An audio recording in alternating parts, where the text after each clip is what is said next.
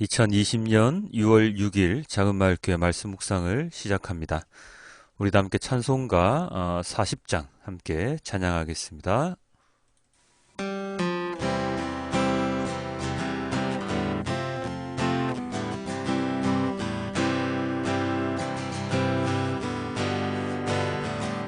잔소리로 보답할 수 없는 큰 사랑, 주님께 영광 할렐루야.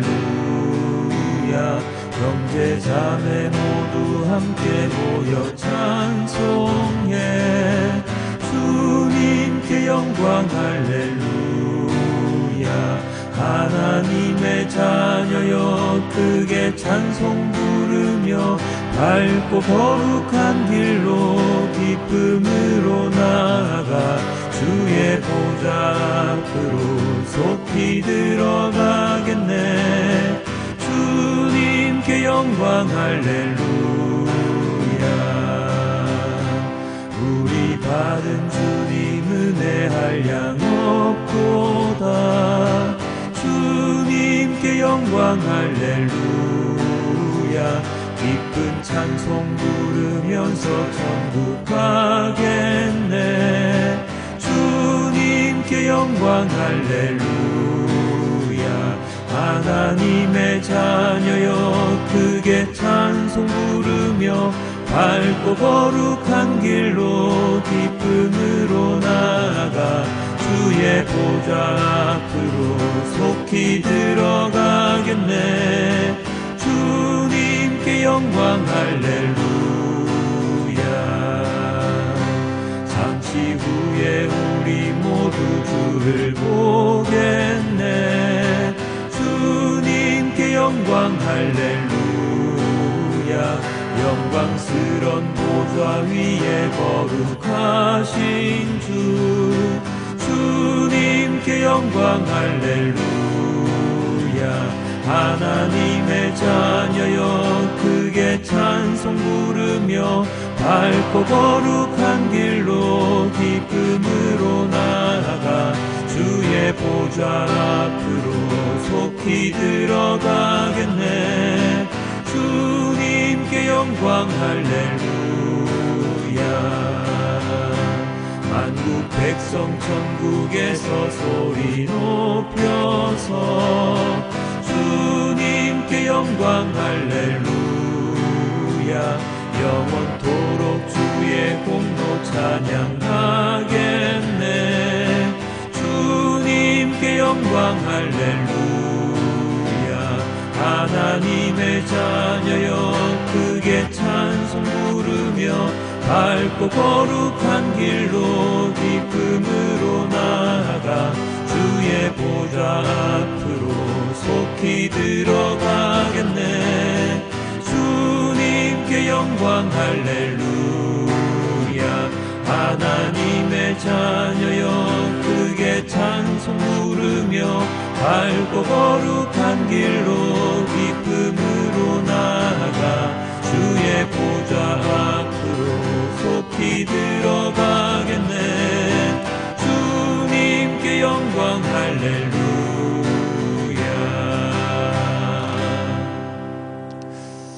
어찌 하나님의 은혜를 이 찬송 한 곡으로 보답할 수 있겠습니까? 주님, 언제나 주님께 감사함으로 살아가야 하는 저희입니다. 주님, 언제나 감사합니다. 그리고 이 시간 또다시 허락해 주셔서 너무나도 감사합니다. 이 보잘것없는 찬양 한 곡만으로도 주님께서는 환하게 웃으시며 우리를 너무나도 기쁘게 반겨주실 것이라고 믿습니다. 주님, 언제나 할렐루야 야훼를 찬양하라 말씀하셨던 그 말씀을 따라 주님을 찬양하며 주님을 기억하며 주님을 생각하며 주님의 말씀에 충성하는 자가 될 수 있도록 주님 인도하여 주시옵소서.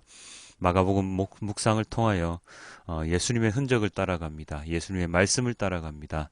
주님, 이 시간이 귀한 시간이 될 수 있도록 모든 이들에게 은혜와 복을 내려 주시옵소서. 이 모든 말씀 우리 주 예수 그리스도의 이름으로 기도드렸습니다. 아멘. 오늘의 말씀은 마가복음 1장 1절부터 8절까지의 말씀입니다. 그리고 병행 본문 함께 보도록 하겠습니다. 마가복음 1장 1절부터 8절입니다. 하나님의 아들 예수 그리스도의 복음의 시작은 이러하다. 예언자 이사야의 글에 기록하기를 보아라 내가 내 심부름꾼을 너보다 앞서 보낸다. 그가 내 길을 닦을 것이다. 광야에서 외치는 이의 소리가 있다. 너희는 주님의 길을 예비하고 그의 길을 곧게 하여라 한 것과 같이 세례자 요한이 광야에 나타나서 죄를 용서받게 하는 회개의 세례를 선포하였다. 그래서 온 유대 지방 사람들과 온 예루살렘 주민들이 그에게로 나아가서 자기들의 죄를 고백하며 요단강에서 그에게 세례를 받았다. 요한은 낙타 털옷을 입고 허리에 가죽띠를 띠고 메뚜기와 들꿀을 먹고 살았다. 그는 이렇게 선포하였다. 나보다 더 능력이 있는 이가 내 뒤에 오십니다. 나는 몸을 굽혀서 그의 신발끈을 풀 자격조차 없습니다. 나는 여러분에게 물로 세례를 주었지만 그는 여러분에게 성령으로 세례를 주실 것입니다. 마태복음 3장 1절에서 12절입니다. 그 무렵에 세례자 요한이 나타나서 유대 광야에서 선포하여 말하기를 회개하여라 하늘 나라가 가까이 왔다 하였다. 이 사람을 두고 예언자 이사야는 이렇게 말하였다. 광야에서 외치는 이의 소리가 있다. 너희는 주님의 길을 예비하고 그의 길을 곧게 하여라. 요한은 낙타 털옷을 입고 허리에는 가죽띠를 띠었다. 그의 식물은 메뚜기와 들꿀이었다. 그때에 예루살렘과 온 유대와 요단강 부근 사람들이 다 요한에게로 나아가서 자기들의 죄를 자백하며 요단강에서 그에게 세례를 받았다. 요한은 많은 바리새파 사람과 사두개파 사람들이 세례를 받으러 오는 것을 보고 그들에게 말하였다. 독사의 자식들아, 누가 너희에게 닥쳐올 징벌을 피하라고 일러주더냐? 회개에 알맞은 열매를 맺어라. 그리고 너희는 속으로 주제넘게 아브라함이 우리 조상이다 하고 말할 생각을 하지 말아라. 내가 너희에게 말한다. 하나님께서는 이 돌들로도 아브라함의 자손을 만드실 수 있다. 도끼를 이미 나무 뿌리에 갖다 놓았으니 좋은 열매를 맺지 않는 나무는 다 찍어서 불 속에 던지실 것이다. 나는 너희를 회개시키려고 물로 세례를 준다. 내 뒤에 오시는 분은 나보다 더 능력이 있는 분이시다. 나는 그의 신을 들고 다닐 자격조차 없다. 그는 너희에게 성령과 불로 세례를 주실 것이다. 그는 손에 키를 들고 있으니 타작마당을 깨끗이 하여 알곡은 곳간에 모아들이고 죽정이는 꺼지지 않는 불에 태우실 것이다. 누가복음입니다. 디베르 황제가 왕위에 오른 지 15해에 곧 본디오 빌라도가 총독으로 유대를 통치하고 헤롯이 분봉왕으로 갈릴리를 다스리고 그의 동생 빌립이 분봉왕으로 이두레와 드라고닛 지방을 다스리고 루사니아가 분봉왕으로 아빌레네를 다스리고 안나스와 가야바가 대제사장으로 있을 때에 하나님의 말씀이 광야에 있는 사가랴의 아들 요한에게 내렸다. 요한은 요단강 주변 온 지역을 찾아가서 죄 사함을 받게 하는 회개의 세례를 선포하였다. 그것은 이사야의 예언서에 적혀 있는 대로였다. 광야에서 외치는 이의 소리가 있다. 너희는 주님의 길을 예비하고 그 길을 곧게 하여라. 모든 골짜기는 메우고 모든 산과 언덕은 평평하게 하고 굽은 것은 곧게 하고 험한 길은 평탄하게 해야 할 것이니 모든 사람이 하나님의 구원을 보게 될 것이다. 요한은 자기에게 세례를 받으러 나오는 무리에게 말하였다. 독사의 자식들아, 누가 너희에게 닥쳐올 진노를 피하라고 일러주더냐.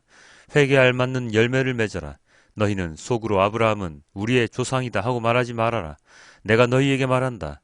하나님께서는 이 돌들로도 아브라함의 자손을 만드실 수 있다. 도끼를 이미 나무 뿌리에 갖다 놓으셨다. 그러므로 좋은 열매를 맺지 않는 나무는 다 찍어서 불 속에 던지신다. 백성이 그리스도를 고대하고 있던 터에 모두들 마음속으로 요한에 대하여 생각하기를 그가 그리스도가 아닐까 하였다. 그래서 요한은 모든 사람에게 대답하였다. 나는 여러분에게 물로 세례를 주지만 나보다 더 능력 있는 분이 오실 터인데 나는 그의 신발끈을 풀어드릴 자격도 없소. 그는 여러분에게 성령과 불로 세례를 주실 것이요. 그는 자기의 타작마당을 깨끗이 하려고 손에 키를 들었으니 알곡은 곳간에 모아들이고 쭉정이는 꺼지지 않는 불에 태우실 것이요.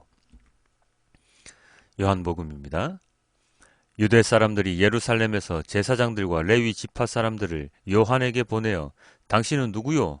하고 물어보게 하였다. 그때 요한의 증언은 이러하였다.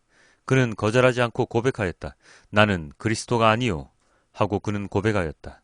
그들이 다시 요한에게 물었다. 그러면 당신은 누구란 말이요? 엘리야요? 요한은 아니요. 하고 대답하였다. 당신은 그 예언자요. 하고 그들이 물으니 요한은 아니요 하고 대답하였다. 그래서 그들이 말하였다. 그러면 당신은 누구란 말이요? 우리를 보낸 사람들에게 대답할 말을 좀 해주시오. 당신은 자신을 무엇이라고 말하시오? 요한이 대답하였다. 예언자 이사야가 말한 대로 나는 광야에서 외치는 이의 소리요. 너희는 주님의 길을 곧게 하여라 하고 말이오. 그들은 바리새파 사람들이 보낸 사람들이었다. 그들이 또 요한에게 물었다. 당신이 그리스도도 아니고 엘리야도 아니고 그 예언자도 아니면 어찌하여 세례를 주시오? 요한이 대답하였다. 나는 물로 세례를 주오. 그런데 여러분 가운데 여러분이 알지 못하는 이가 한 분 서 계시오. 그는 내 뒤에 오시는 분이시지만 나는 그분의 신발끈을 풀 만한 자격도 없어. 이것은 요한이 세례를 주던 요단강 건너편 베다니에서 일어난 일이다. 아멘. 예수 그리스도의 복음의 시작입니다. 오늘의 본문을 묵상하면서 몇 가지 단어가 제 마음속으로 들어왔는데요. 복음, 광야, 회개, 요한, 그리고 병행 본문에 있는 독사의 자식들, 이런 단어들이 파편처럼 제 마음을 휘젓고 다니고 있습니다. 어떻게 무엇을 풀어내야 할지 고민이 참 많이 되는데요. 너무나도 익숙하고 친숙한 단어들이 제 눈앞에서 춤을 추고 있는데 과연 어떤 의미를 나에게 주실지 고민에 고민을, 생각에 생각을 더해봅니다. 복음, 예수 그리스도의 복음의 시작. 자, 복음을 간단하게 말한다면 예수님이라고 말할 수도 있겠습니다. 예수님의 탄생에서부터 부활 승천까지의 모든 일들을 그리스도의 복음이라고 말하지 않습니까? 복음, 쉬운 말로 고치면 복된 소식입니다. 복된 소식은 또다시 기쁜 소식이라고도 할 수 있는데요. 자, 기쁜 소식, 이 기쁜 소식의 단어의 탄생 어떻게 되었을까요? 무엇이 기쁜 소식이겠습니까? 예전에 전쟁터에서의 승전고를 기쁜 소식이라고 말했다고 합니다. 그 말에서 복음이라는 말이 유래가 되었다고 하는데요. 그러니 복음, 복된 소식, 기쁜 소식은 승리, 전쟁에서의 승리, 그 소식을 복된 소식, 복음이라고 하죠. 그렇다면 전쟁에서의 승리하면 무엇이 연상되십니까? 가장 먼저 이제 살았다, 우리 이제 살았다, 죽음이 이제 끝났다 라는 것이 연상이 되죠. 전쟁은 인간 세상에서 필연적이었던 행위들이지만 인간의 생명을 앗아가는 무서운 일들이었습니다. 그 전쟁이 끝났다는 것은 이제는 더 이상 무고한 생명의 죽음이 없다는 것이고 또다시 삶을 제대로 영위할 수 있다는 뜻이 됩니다. 그게 기쁜 소식입니다. 이제는 살 수 있다. 자, 그렇다면 이렇게 유래된 이 복음이라는 단어가 그리스도의 복음이라는 이 말에는 어떠한 뜻이 들어있겠습니까? 바로 또 다른 의미에서의 삶, 생명인데요. 바로 내가 현재 전쟁터에서 살아가는 것 같은 삶의 현장에서 언제 죽을지 모르는 이 현장에서 이제는 살 수 있다, 제대로 살 수 있다, 죽음의 공포에서 벗어났다 라는 것을 의미하죠.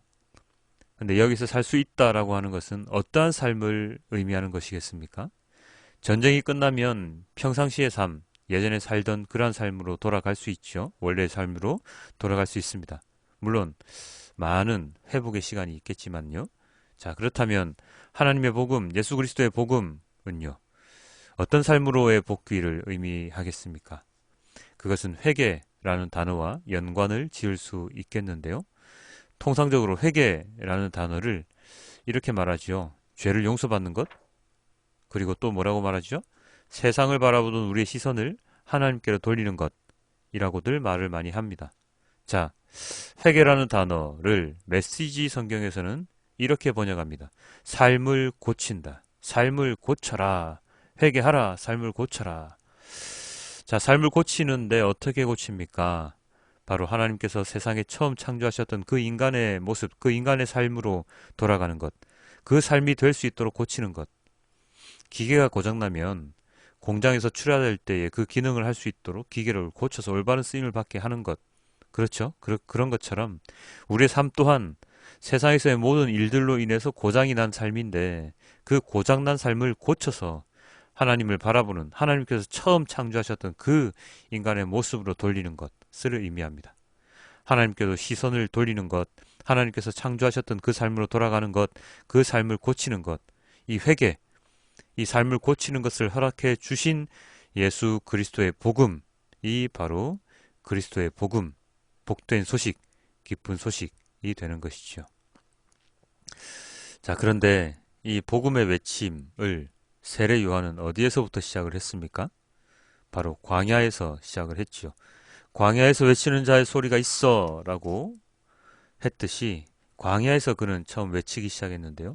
이 광야, 이 광야는 그냥 아무것도 없는 그냥 사막과 같은 황량한 그런 땅이라는 의미도 있겠지만 이스라엘 백성들이 이집트 한 후에 40년의 훈련을 받았던 바로 그 장소, 그 광야처럼 세례 요한 또한 하나님의 훈련 장소인 그 광야에서 훈련을 받고 그 광야에서 사람들이 훈련을 받아 삶을 바꿀 수 있도록 도와주는 그러한 곳이었음을 우리는 오늘 깨달을 수 있습니다. 우리들 또한 부하고 좋고 편한 곳이 아닌 하나님께서 주시는 모든 은혜를 받고서 훈련을 받을 수 있는 그 광야를 우리의 마음속에 언제나 간직해야 할 것입니다. 몸이 편하면 마음이 풀리죠. 몸이 편하면 아무것도 하기 싫습니다. 몸이 편하면 다른 어느 것도 생각나지 않습니다. 그렇기에 우리는 마음을 다시금 잡아맬 수 있는 곳, 광야, 그 광야를 절대로 잊어서는 안 됩니다. 그 광야에 사람들이 몰려나와 세례 요한의 세례를 받는데 정말로 많은 사람들이 나와서 세례를 받았습니다. 그래서 저는 이 부분에 갑자기 의문이 들었습니다.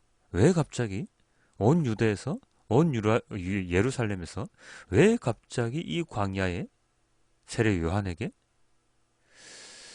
선지자의 등장 이후에 세례 요한이 나타날 때까지 온 유대와 예루살렘을 지배했던 자들이 누구였습니까? 바로 로마와 그리고 그들과 결탁한 종교 지도자들, 대제사장, 바리새파, 사두개파 뭐 그런 인간들이었죠. 그들이 온전히 하나님의 말씀을 전했다면, 제대로 된 하나님의 말씀을 전했다면 세례 요한이 할 일이 있었을까요? 아니요. 벌써 세례받고 죄 씻음 받고 하나님께서 하신 말씀을 따라 충실한 유대인으로서 삶을 살아갔겠지요. 그러나 그들은 그렇게 하지 못했을 것입니다. 성전에 가서 제사를 드리지만 그 절차부터 어려웠을 것입니다. 하나님 말씀을 듣지만 그 말씀을 통해 배를 채우려던 자들로 인해서 온전한 말씀을 들을 수가 없었을 것입니다.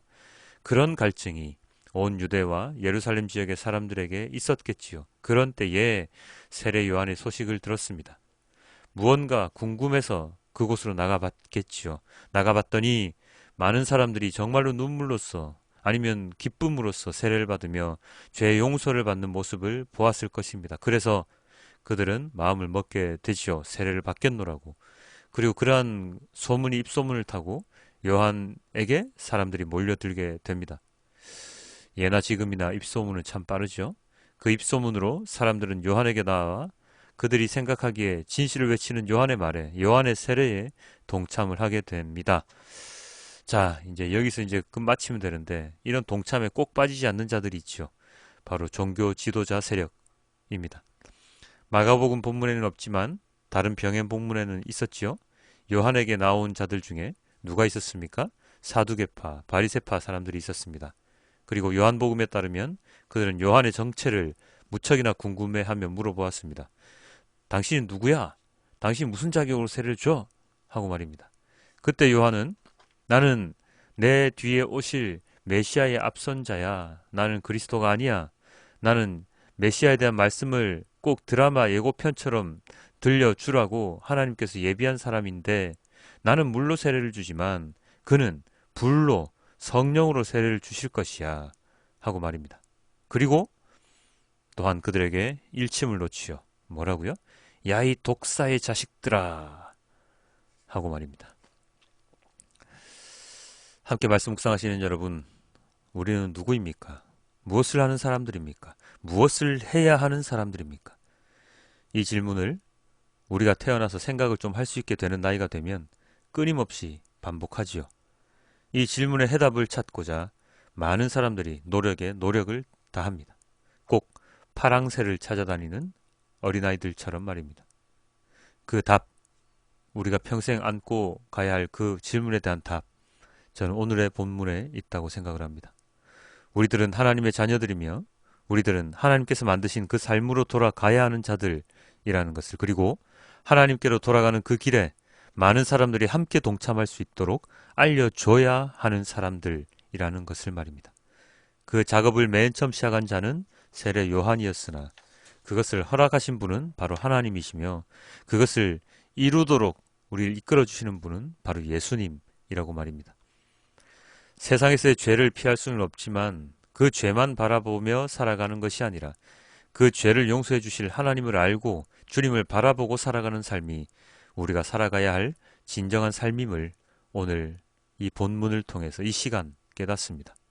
회개하라, 삶을 고치라, 내 뒤에 오실 메시아 예수님을 따르라, 독사의 자식들인 종교 지도자들처럼 살지 말고 우리는 종교인이 되지 말아야 합니다. 세상의 가치를 따르는 종교인이 아니라 진정 하나님의 말씀, 복된 소식, 기쁜 소식을 전하는 진정한 그리스도인으로 살아야 합니다. 그 삶이 바로 회개의 삶이고 세례받은 자들의 삶임을 오늘 이 시간 우리는 잊어서는 안 될 것입니다. 지위의 높낮이가 중요하지 않습니다. 말씀을 아는가 모르는가, 하나님을 아는가 모르는가, 그 말씀에 충성하며 살아가는가 아닌가, 이것이 더욱더 중요합니다. 죄를 용서받게 하는 회개 세례를 받은 모든 자들이 세례 요한의 그 길을 따라 살아가듯이 오늘 하루 나는 얼마나 하나님을 알고 있는지, 얼마나 나의 정체성에 대하여 명확한 답을 가지고 있는지 고민하는, 그리고 회개한 자로서의 온전한 삶을 살아가는 하루가 되길 소망해 봅니다. 이제 복음의 시작입니다. 예수님의 그 한 발, 한 발을 따라가는 우리의 묵상이 될 수 있기를 주님께 기도드립니다. 오늘의 말씀을 메시지 성경으로 보고 말씀을 맺도록 하겠는데요. 이 메시지 성경은 마가복음 본문만 보겠습니다. 나머지 병행 본문은 여러분들께서 함께 꼭 찾아서 봐주시면 대단히 좋을 것 같습니다. 예수 그리스도의 복된 소식, 그 메시지는 정확히 예언자 이사야의 책에 나온 대로 여기서부터 시작된다. 잘 보아라, 내가 내 앞에 내 설교자를 보낸다. 그가 내 길을 평탄하게 할 것이다. 광야에서 외치는 소리여, 하나님 오심을 준비하여라. 길을 평탄하고 곧게 하여라. 세례자 요한이 광야에 나타나서 삶을 고쳐 죄의 용서를 받는 세례를 선포한다. 유대와 예루살렘으로부터 사람들이 떼를 지어 그에게 와서 죄를 고백하고 요단강에서 그에게 세례를 받고 삶을 고치기로 결단했다. 요한은 낙타털로 된 옷을 입고 허리에 가죽띠를 둘렀다. 그리고 메뚜기와 야생 꿀을 먹었다. 요한은 이렇게 전했다. 진짜는 이제부터다. 이 드라마의 주인공은 너희의 삶을 바꾸어 놓으실 것이다. 그분께 비하면 나는 잔심부름꾼에 지나지 않는다. 나는 너희의 옛삶을 바꾸어 천국의 삶을 준비시키려고 이 강에서 세례를 주고 있다. 그러나 그분의 세례, 성령의 거룩한 세례는 너희를 완전히 바꾸어 놓을 것이다. 아멘. 아버지 하나님, 너무나도 감사합니다. 예수 그리스도의 복음의 시작을 알립니다. 예수 그리스도의 복음을 알게 하여 주시옵소서. 이 복음을 전하게 하여 주시옵소서. 이 복음대로 살아가도록 하여 주시옵소서. 주님의 말씀을 따라 살아가는 진정한 예배자, 진정한 그리스도인이 되도록 인도하여 주시고, 이 말씀을 함께 묵상하시는 모든 분들이 하나님 말씀에 귀를 기울이는, 하나님 말씀의 눈을 더욱더, 시선을 더욱더 가져가는 우리 모두가 될 수 있도록 주님 인도하여 주시옵소서. 더욱더 많은 이들이 주님의 말씀을 알기를 원합니다. 그리하여 주님의 나라에, 하나님 나라에 다 함께 동참하여 나아갈 수 있도록 되기를 진정으로 원하옵니다. 죄를 용서하여 주시옵소서. 그리고 하나님의 자녀로서의 삶을 살아갈 수 있도록 인도하여 주시옵소서. 이 모든 말씀 우리 주 예수 그리스도의 이름으로 기도드렸습니다. 아멘.